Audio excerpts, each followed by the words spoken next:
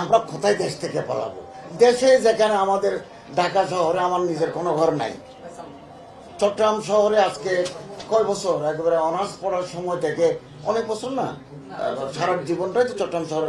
চট্টগ্রাম শহরে আমার কোনো বাড়ি নেই বা আমার কোনো ফ্ল্যাট নেই, তো আমার বাইরে সেফ এক্সিট আমি কোথাও রাস্তায় গিয়ে বলে শুয়ে থাকবো? এই দেশ আমার, আমরা দায়িত্ব, আমরা একটা ইলেকটেড গভর্নমেন্টকে দায়িত্বটা বুঝিয়ে দিতে পারি। এটা আমাদের কত বড় সফলতা। একটা নির্বাচিত সরকারের কে যদি আমরা ক্ষমতা হস্তান্তর করতে পারি, ফেব্রুয়ারিতে যে নির্বাচন হবে, এটা আমাদের জন্য বড় কৃতিত্ব।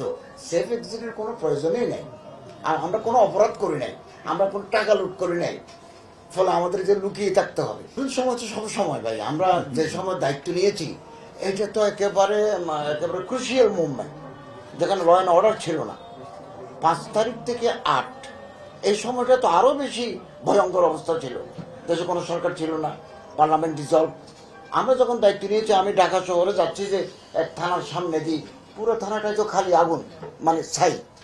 এই অবস্থা থেকে আমরা যখন দায়িত্ব নিই তখন $20 বিলিয়ন ছিল রিজার্ভ, এখন 32+ আমাদের রিজার্ভ।